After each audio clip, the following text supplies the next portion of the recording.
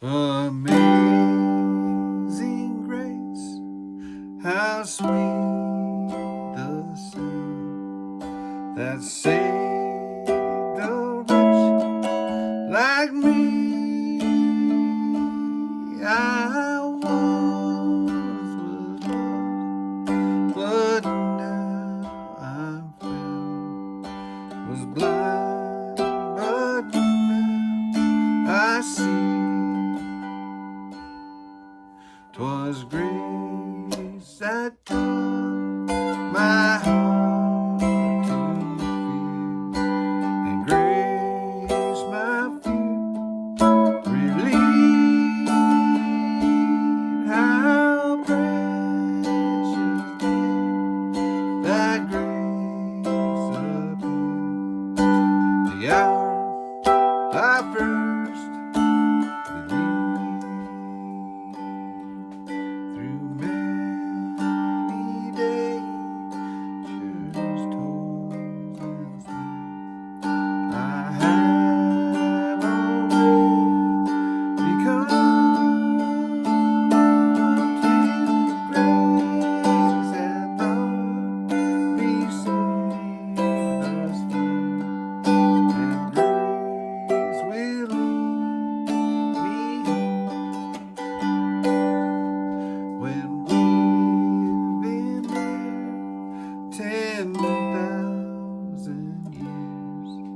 bright shining as the sun. We've known last day to sing God's praise. Then when we first begun.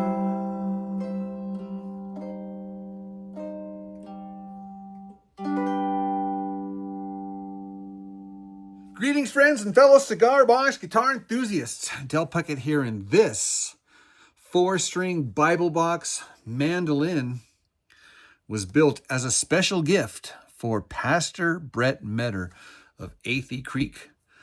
Pastor Brett's got a birthday coming up here real soon, so I wanted to get this done and in the mail and in his hands before his birthday. But I also wanted to celebrate the upcoming PDX Crusade. All sorts of information about that in the video description below. Guys, I had so much fun building this. I challenge you to build a guitar for somebody, anybody who you want to bless, somebody who you love and respect. And you just, man, I tell you what, man, you pour your heart and soul into it. So guys, I hope you enjoy this build video. Let's go. Real quick, before we get to the main part of this video, I wanted to get you up to speed on the first PDX Crusade cigar box guitar. This is an Arturo Fuente box that has been covered with all of the stickers and decals and emblems and stuff for the upcoming PDX Crusade. Information in the video description below. This guitar was so fun to make. Look at the abalone inlays and the shellac. Just all the treatment was just it's like an arts and craft project. But I wanted you to hear it. This is a smaller scale instrument.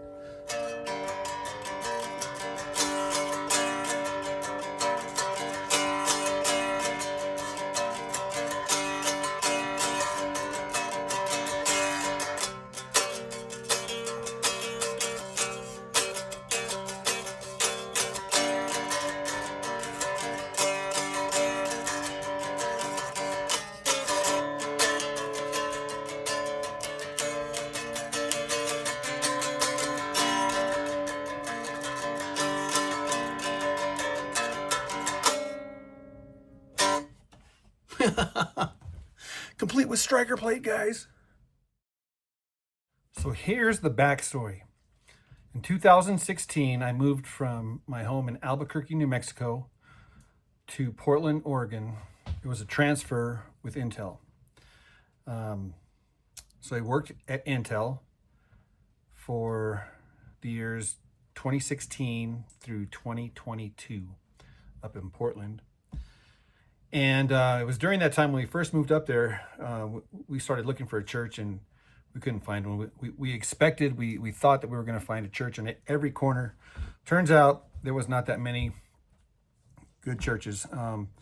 We made friends with a few other couples there, and we started having our own home fellowship Bible study kind of stuff. And then we started church hopping. On Sundays, we would just like go to different churches and stuff. Well, it was probably around 2018 where we stumbled into Athey Creek Christian Fellowship Church. And as you guys know, that's where I've been going to church, following Pastor Brett online. It's Athey Creek. I got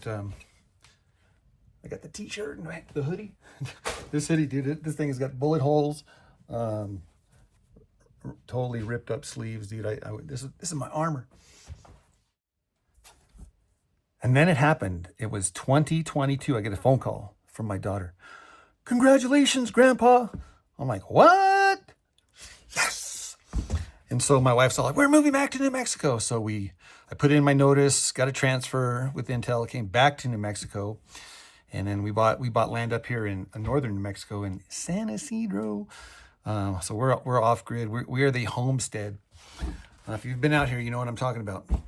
But anyhow, so all that to say is that we brought Pastor Brett, and we do these watch parties over here in San Isidro, New Mexico. So we're still Athey Creekers. We follow online and stuff like that. So this guitar that I'm working on now is going to be a birthday gift for Pastor Brett Meador, but it's also going to be in commemoration with the PDX Crusade. So we're killing two birds with one stone. Okay, guys. So if you know Pastor Brett, okay, you know that number one, you know he's a man of the word. So he's all about the Bible, you know, and he also plays a mandolin. So I got the specs of the mandolin that he plays, and we are going to do our best to kind of replicate it now. So there's some interesting things that I want to point out to you.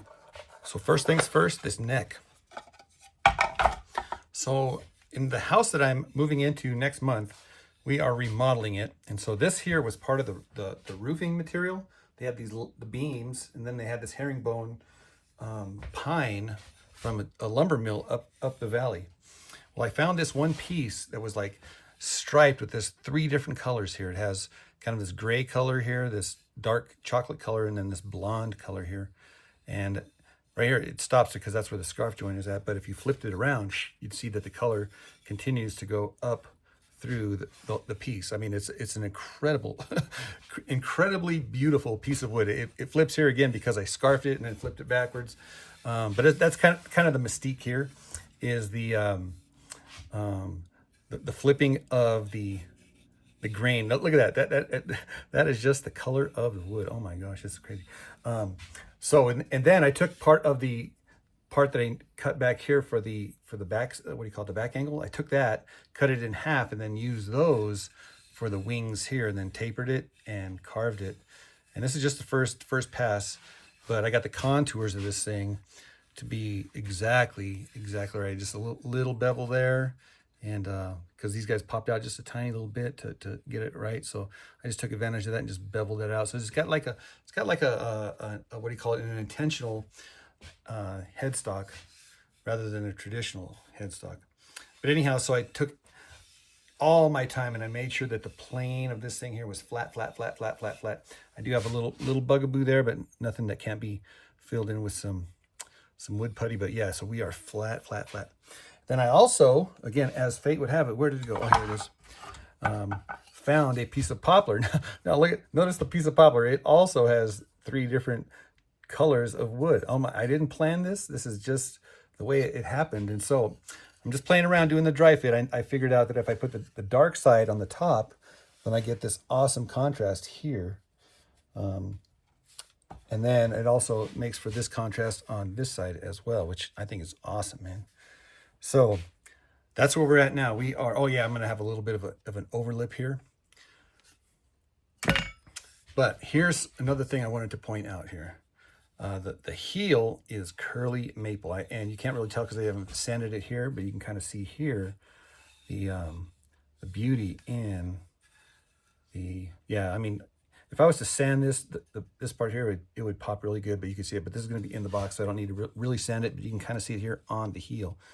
Just a beautiful, beautiful grain wood. And this is just mainly for strength as it goes through the body. Now, you'll notice here that I'm thicker here, and my bevel starts here, and then it squeezes out again here. Now, so instead of having blocks inside of the box, I just went for the double bevel.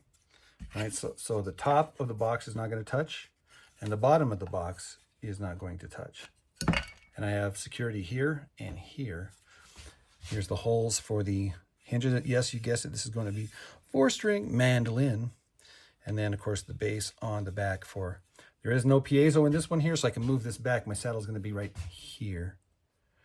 So the saddle will be on the wood that's floating. It's not going to have a piezo in contact, so that'll be a different. Then I'll have a single coil here in the bridge position. Now, so that's the neck. That's where we're at here. Now the box. Okay, so let me put the neck in the box. There's a little bit of a reveal here. I wanted to show you something. And like I said, oh, it's backwards. Backwards. Hang on. Tilt. Okay. Okay, like I said, I'm going to have this here guy come over the top just a little bit, just a couple of frets.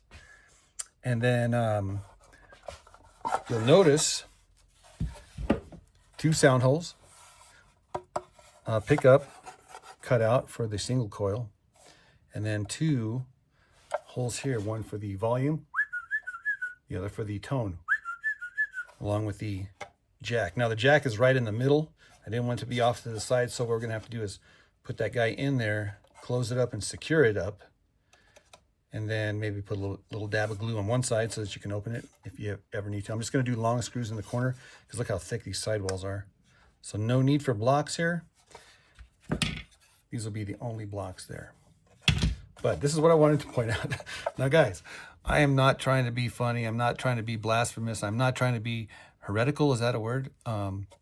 Nor spiritual or preachy or anything like that. This is just an observable coincidence. You guys know that on the inside of these things, ta-da, it's Jesus, right? And so it just so happened that my sound hole was right where Jesus's heart is. But here's the thing: look at where the volume control.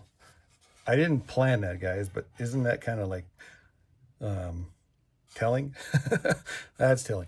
No, everybody knows that this is not what Jesus looks like. Nobody knows what Jesus looks like. So this is not really, this is just like an artist's portrayal of Jesus or whatever. But it's on the inside of the Bible box. But chances are you'll never know that because I'm going to make this box so secure that you're going to have to watch this video to figure out how to open the box. So right now we are going to do 3, possibly 4 different things here. First off, the tuner holes and the tuners. Next, the slots in the fretboard, and then maybe glue this sucker down, sand it, continue to sand it, and then install some frets. And then the electronics. Check out the pickup, guys.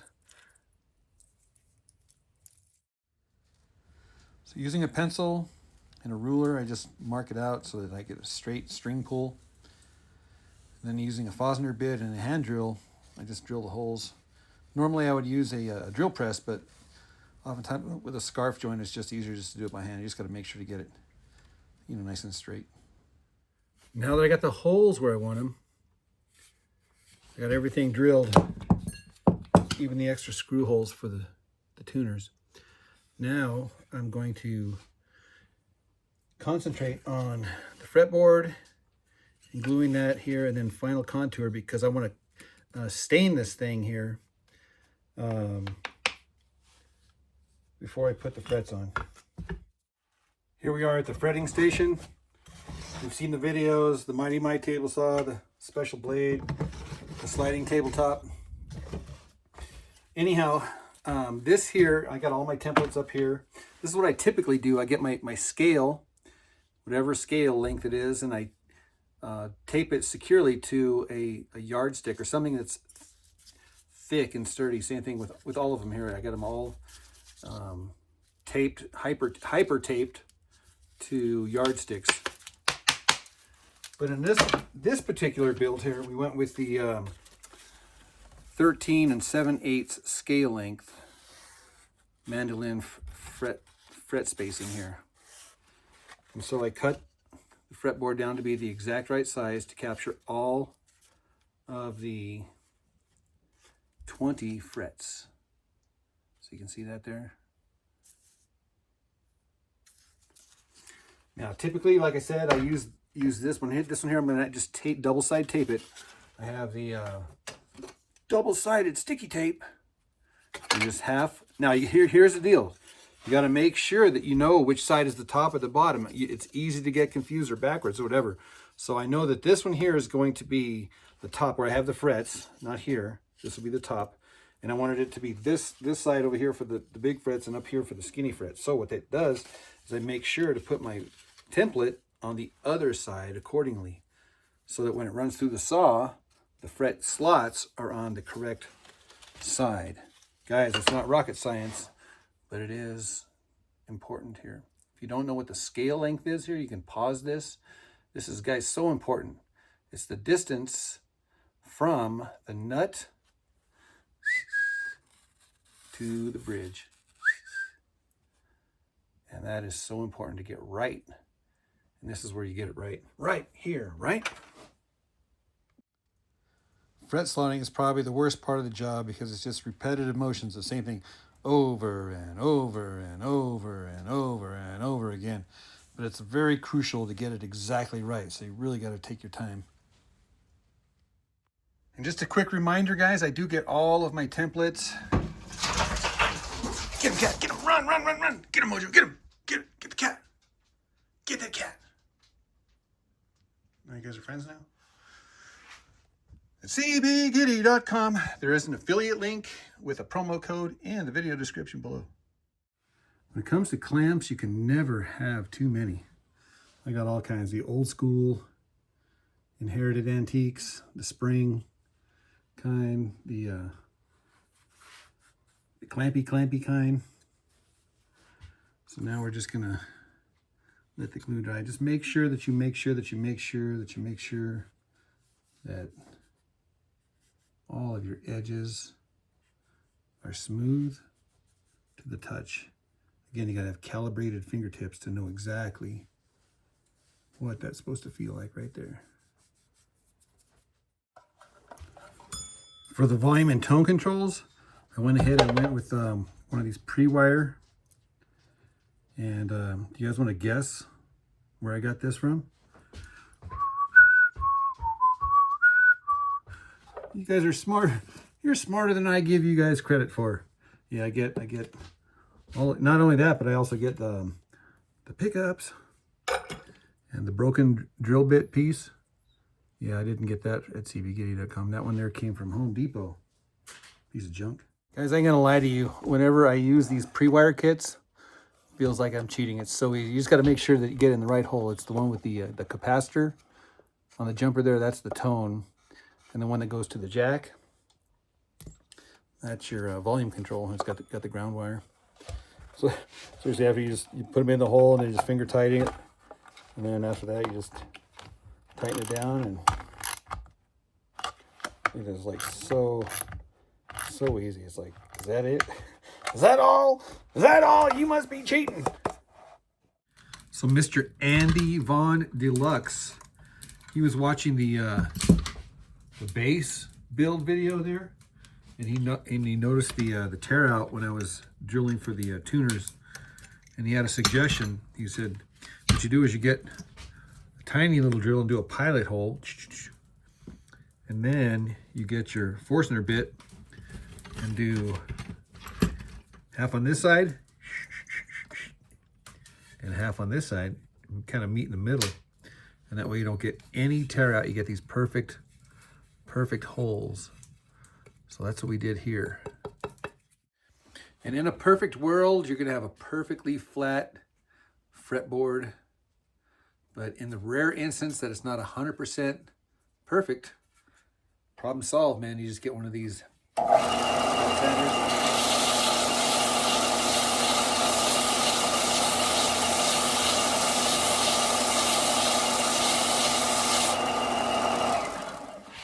check it periodically in the light, You can see I got just a tiny bit more to go right there. So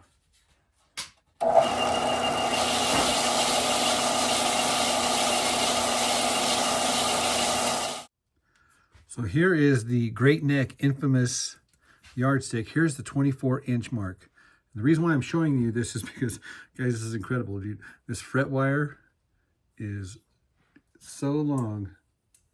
It is literally 2 feet long. 2 feet long. I never seen them this long here. How many frets do you think I can get out of 2 feet? I'm gonna figure this out. Stick around, I'll let you know.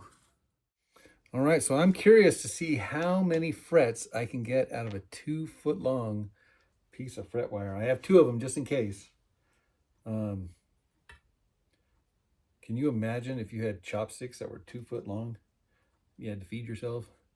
You had to bend your elbow way over here. That'd be crazy. It'd be so hard to pick up something like that. Ouch. This is difficult. Difficult. Ta-da. Tone knob. All right, here we go. On your marks, get set, go.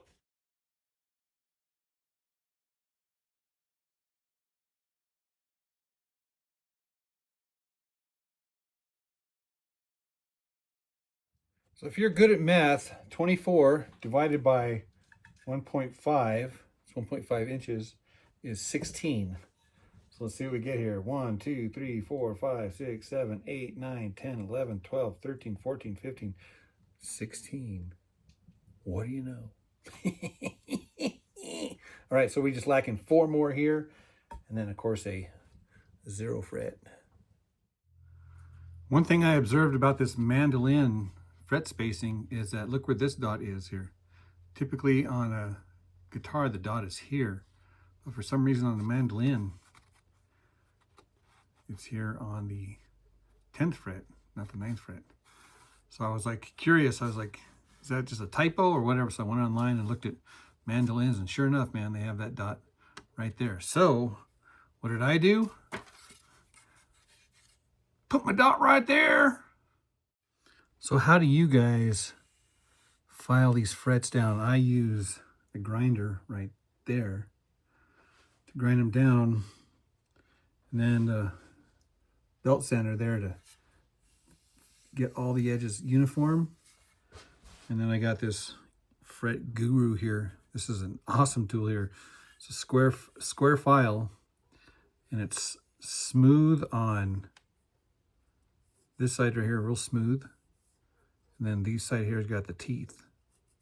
And then of course it's smooth here, and then teeth there. So what you do is you set the smooth side down on the wood, and you butt the tooth side up against the thing, and then you just go up and over, up and over.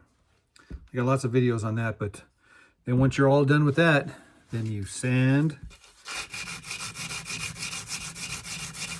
and then you just get finer and finer and finer sandpaper, and then you can actually look and see the little mirror images on the edges of the frets just pop out.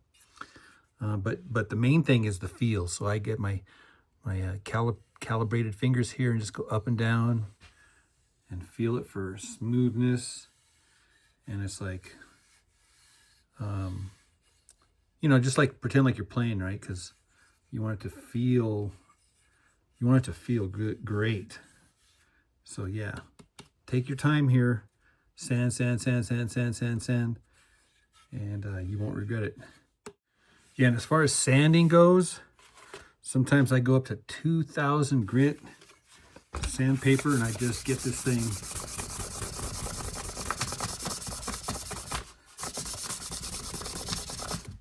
like glass. But on this one here, I'm gonna go up to 3,000 grit sandpaper.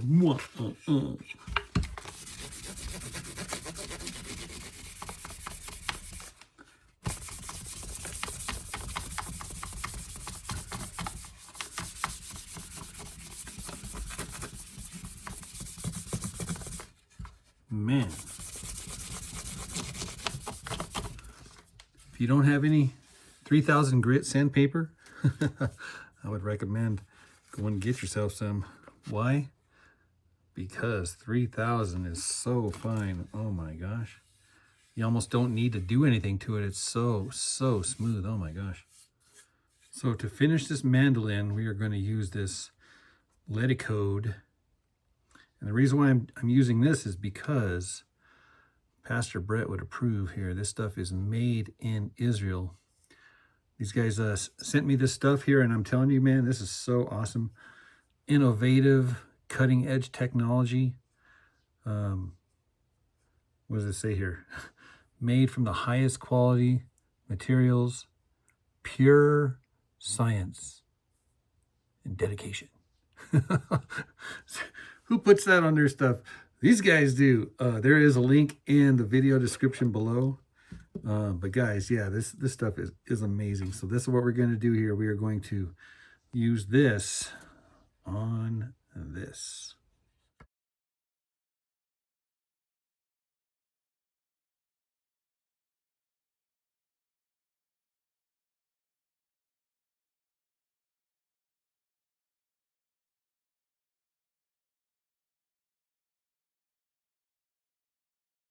This thing here says, be sure to follow instructions, and it gives you step-by-step instructions on how to successfully and properly oil this thing here.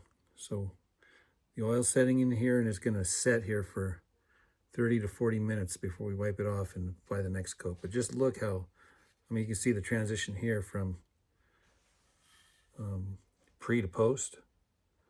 Man, that is just amazing. Amazing. So anyhow, we are on our way, guys. We are on our way. Is it just me, or is there something wrong with my CB Giddy hat? See that dent right there? It's like so annoying, dude. It's like most of the time these hats, they come with a little paper on the inside, right? So it kind of forces this thing up here. When you don't have that, sometimes you get these little dents, and it's like so so dumb.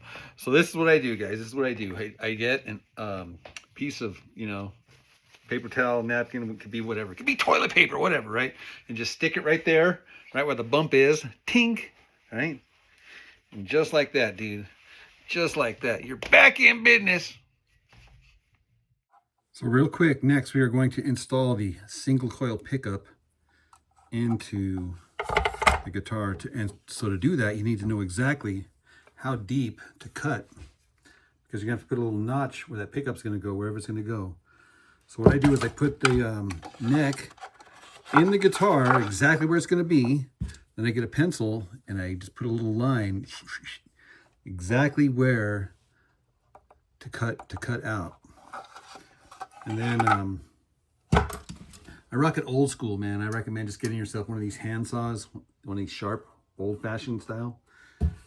Lock the sucker in a vise and start just channeling out, just ever so slightly. You want to go slow here. You don't want to get all crazy, right? Because this is the strength of the neck going through, right? So we want to maintain as much of this as possible. So we want to take off as least of this as possible. So I already started it. I'm just putting little 1/8 inch grooves, and that's just so you can just break them off or chisel them out. It comes out real easy. Sorry guys, the vibrations knocked you over.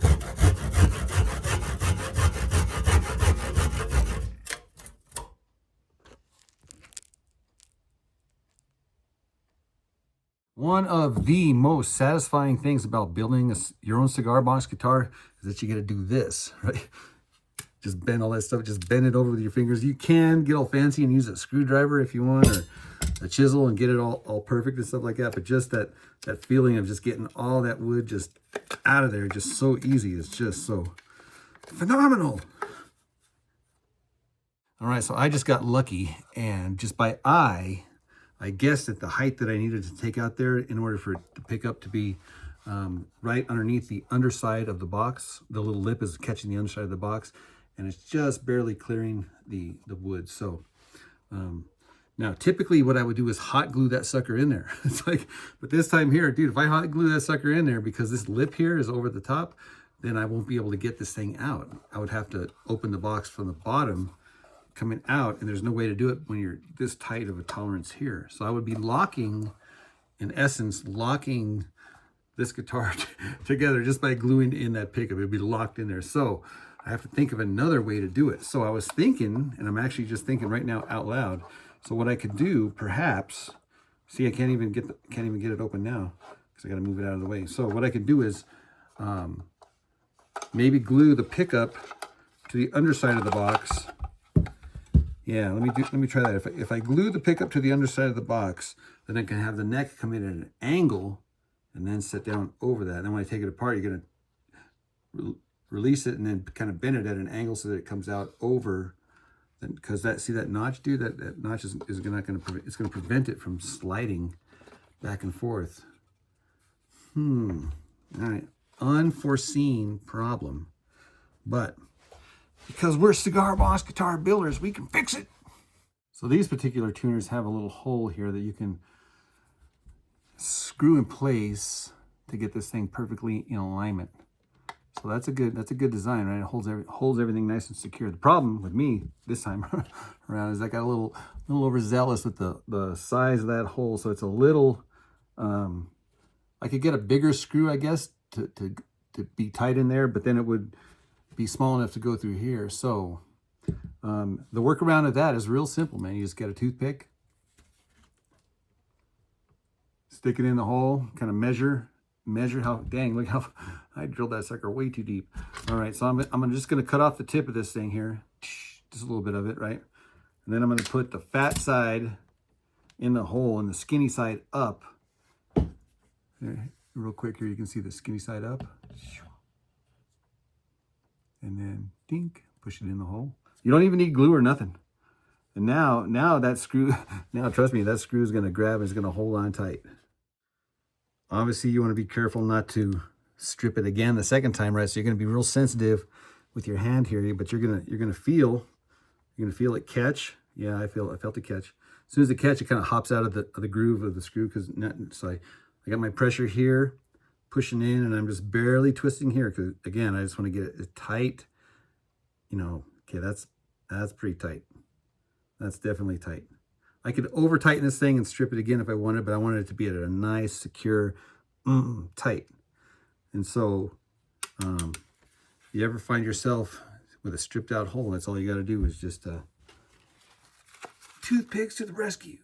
So this is one of those cloth style buffing wheels. So just imagine with me here for a second, just imagine your neck sanded down to 3,000 grit sandpaper, and then oiled, and that oil cured and polymerized, whatever, you know what I'm saying? And then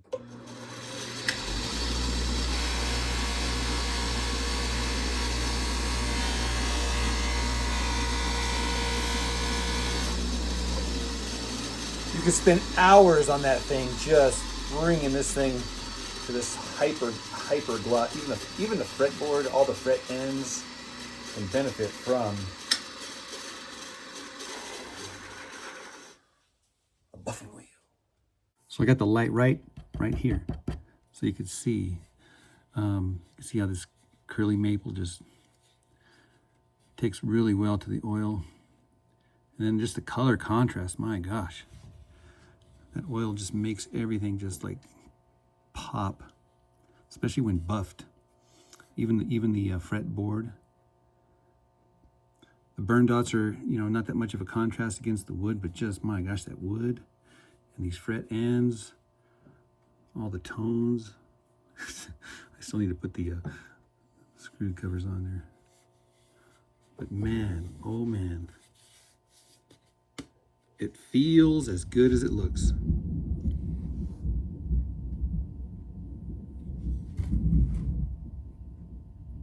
I thought I saw lightning. Wasn't sure. I need to get my tools in.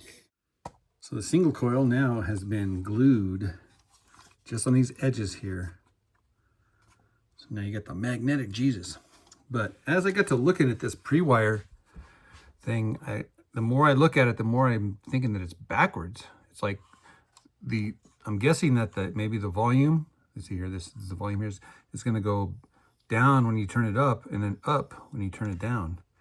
Because look at here, this one here is connected to the output, I guess. If this is going to be the input, because look at this one was grounded and this one came grounded. So this one was grounded. So you have to go to the ground if it's grounded. So that means the one in the middle is the pickup, which means that this one has to be the one that's going to the jack. Again, so that's backwards as far as the way I look at it. And then last but not least is, because this screw hole is being shared by two halves, right? I'm thinking that I'm going to use some Loctite. It's an old thing I've been kicking around for years and years and years, and just apply some of this to the threads here and just squeeze that guy in, so that way I don't have to glue it. So that way in the future, if they ever need to take it out, they can just pop it straight up and out. Does that make sense? So we're gonna Loctite these guys. All right, this is curious. Remember how I thought this potentiometer was wired backwards? So this one here, the pickup goes to the center, and then the one that normally would be the pickup is the one that's going to the output jack, to the jack. But it's exactly opposite of my schematic. This way I normally build. Normally from the pickup, it goes to the first tab of the volume pot, and then the center tab of the volume pot goes to the jack. And then the pickup wire that comes from the pickup also jumps to the center of the tone pot. So everything is right except for the fact that it's the center wire that goes to the pickup here, which this one here should go to the jack. And then the one that goes to the jack is this guy here, backwards. Backwards, so I thought, of course it's gonna be backwards.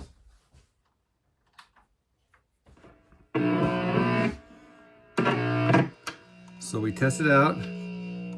Tone seems to work. Volume, it works. So I turn it up, comes up. Turn it down, goes down. Turn it up, it's up. So that, my friend, is what you call a head scratcher. Maybe the potentiometer is backwards. Who knows? I don't know. So I did solder a ground wire, and I'm going to go ahead and send that through now, so that when I finagle the neck in here, and I don't have to go back, because again, this is an unorthodox, unconventional style of build for me, so I'm going to make sure that my ground is happening first, get the neck in there, buckle everything up, and then I'll deal with the ground afterward. Because the walls of this box are so thick, seriously, all I got to do is just drill through this thickness there, and then just make sure my screw is thick enough to go all the way through. And then, of course, just recess the head, and voila, we are in business. Another thing I did to hedge my bets was I pre-drilled all the screws for these tiny little hinges, and then filled them with solder and kind of jumpered one to the next, to the next, to the next. Look at that bug. Trying to get away. Trying to get away from me, bug. Huh?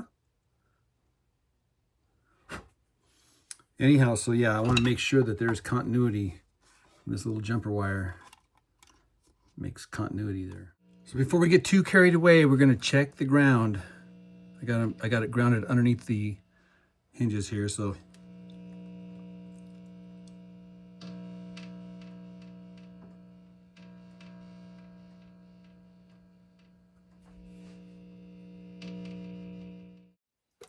before I string it up and tune it up and set it up and tear it up, first thing I need to do is build a saddle.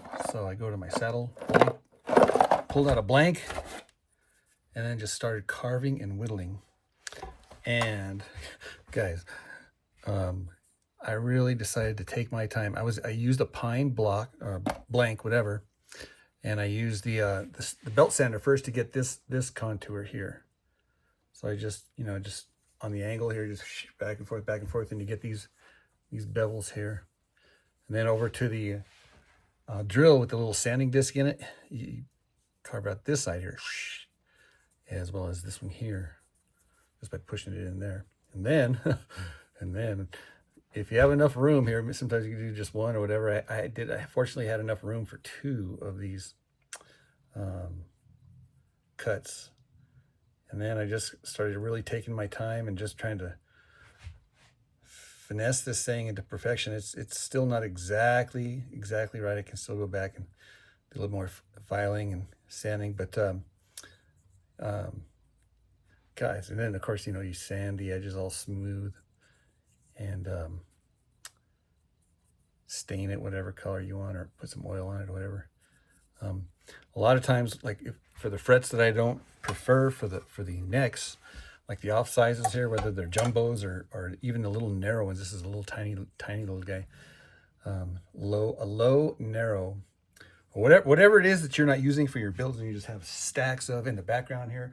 Use them up on your saddles and stuff. So what I do here is I just measure with my long stick here. I just balance one end up here on the 0 fret, what would be the nut, and then I just gauge how high I want my strings to be, because the strings will be basically launching from there, and so that would be the height of my string. But it usually gets a little bit higher, because a lot of times the tension kind of comes up, and so the string is just a little bit higher. But that'll get you into ballpark. At least if you don't get it exact, you can always go back and file some of this down, or put some other material underneath it and raise it up, shim it up, whatever. I mean, there's always methods to it. But man, I tell you what, man, if you know, is this going to affect the tone? No, not really. But I'm going to carve a little bit more right there, and it doesn't affect the tone. It's just more of the overall vibe, you know. Yeah, so maybe dark stain on this guy. So I got the bridge stained, and then I wiped it off to kind of just give it that dark overtone.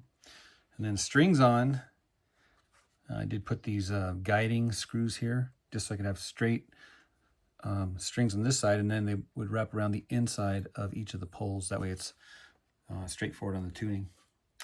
And then this one here is just for strength here, so I can bend up, and they'll keep it on. I can bend down, and it'll stay on the rail. Yeah, so the strings here, this is the A string of a guitar, D string, G string, and B string. And I am tuned kind of in this funky mandolin. I think this is correct. This is tuned in fifths. So this one here is E, B, this is F sharp, and C sharp.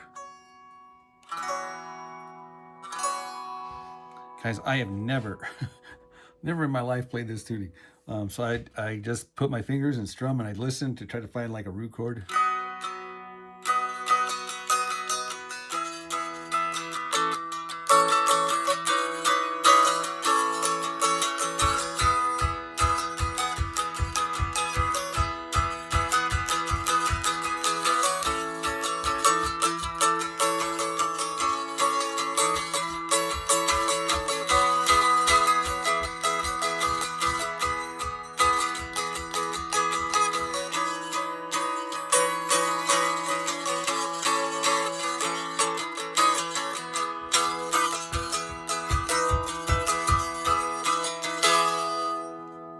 This thing is so fun to play. Oh my gosh.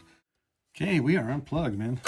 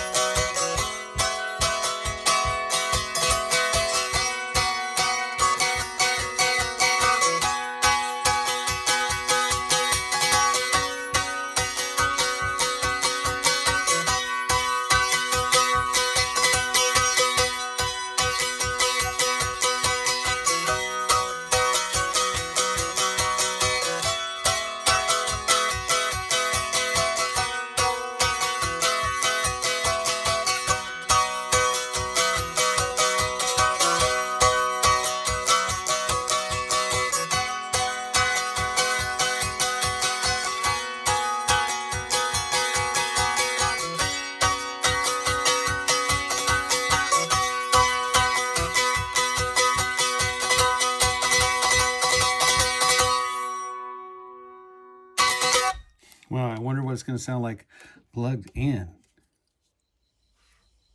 All right, so we are plugged in, and I changed the strings, and I tuned it G,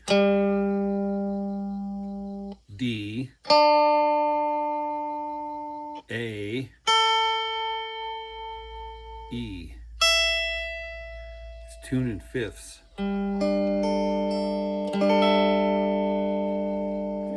And it's a real unique sound. Oh my gosh.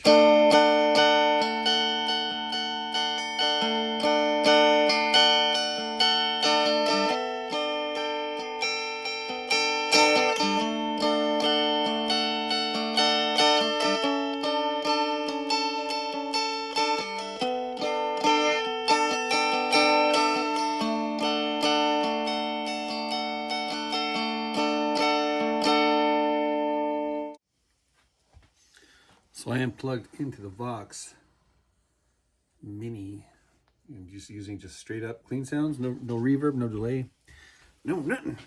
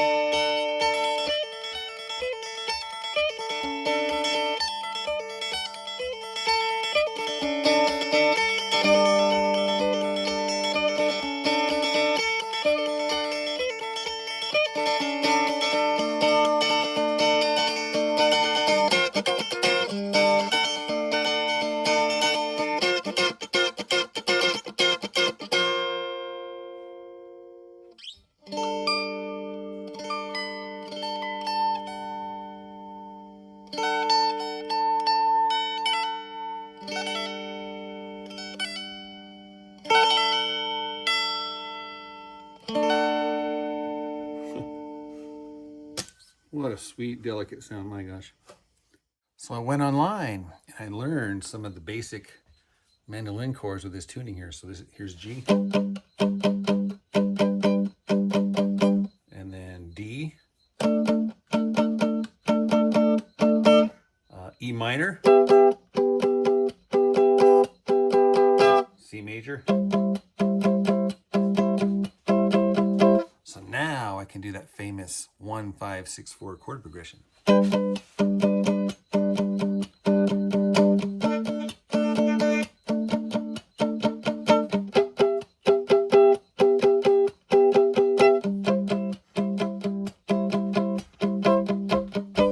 now with just those chords right there, man, we could do a plethora of songs. Do you guys know what a plethora is? Made just a few final micro tweaks here. First off is I ended up putting the corners on the back only. I wanted to keep the front clean. So just the back got these corners, and mainly to highlight the poster there. This is that gun gray bluing stuff. The other one is of course the eyes for the paracord. I ended up replacing the 0 fret when I replaced the strings, and I just barely cut grooves, you know, just enough to hold the string. When I bend down here at the open chord position, I bend it back and forth, and I don't have any string slippage here. Let's see here. Oh yeah, I sanded the inside of those circles there. For some reason, I totally forgot, but I'm glad I saw that. So yeah, so those are sanded smooth. And let's see here, what else? Oh yeah, so this corner here, you can see this. See the corner here is kind of sharp, and this one here is rounded. So it's just so subtle, That way you can, when you palm mute, you're not getting stabbed over here, but it's nice and smooth on your little muter there. So before I conclude this video, I just want to share with you guys some of the things I learned, discovered, whatever, experienced during this build. I have discovered that when you build a cigar box guitar, in this case here, a Bible box guitar, for someone that you respect, love, appreciate, somebody that you want to bless, you know, as a gift, man, you really do put your heart and soul to it in a way deeper way than you would if you're just building it for yourself or building it for sale or whatever like that. It's like there's something about you really want to bless somebody, and so like, man, I took the time and just did all the subtle, crazy little things and stuff like that, and while you're building it, you have the person in mind that you're building it for. You absolutely want it to be its best. And so I think that's an advantage for building as gifts, as opposed to just, like I said, building for yourself or building for sale. So I want to challenge you guys. Find somebody that you love and respect, somebody that you want to bless with an instrument, and then build them a custom instrument. And I'm telling you, man, you will put your heart and soul to it in a far, far more superior, more perfect way than you would if you were just building it for sale. I'm guaranteeing it. I am reminded of Acts 20:35, where the Apostle Paul quotes Jesus and saying, "It is more blessed to give than it is to receive." Yeah, so practice just giving one of your instruments away, or building it specifically to give it away. You guys remember my Puckett cigar box guitar pick? On the back of it is the famous John 3:16. And that John 3:16 is about how God gave his only begotten son, right? So you talk about a gift, man. That's a huge gift. It was last Christmas, we were doing some music in a little suburb on the south side of Albuquerque called Bosque Farms, and I was handing these things out, and the lady said, "John 3:16, what is that?" I'm like, "You've never heard of John 3:16?" So I told her about it. It's just like, wow, okay. Can you believe somebody has never heard of John 3:16? Anyhow, guys, enough of that. Thank you for watching this video. I sincerely hope that Pastor Brett gets a kick out of this thing, and I hope he enjoys it. I hope he plays it. I hope he enjoys it half as much as I have enjoyed building it for him. So guys, that's it for this video. Let us know what you think in the comment section below. And as always, like always, take care, guys. God bless. We'll see you in the next video. Cheers.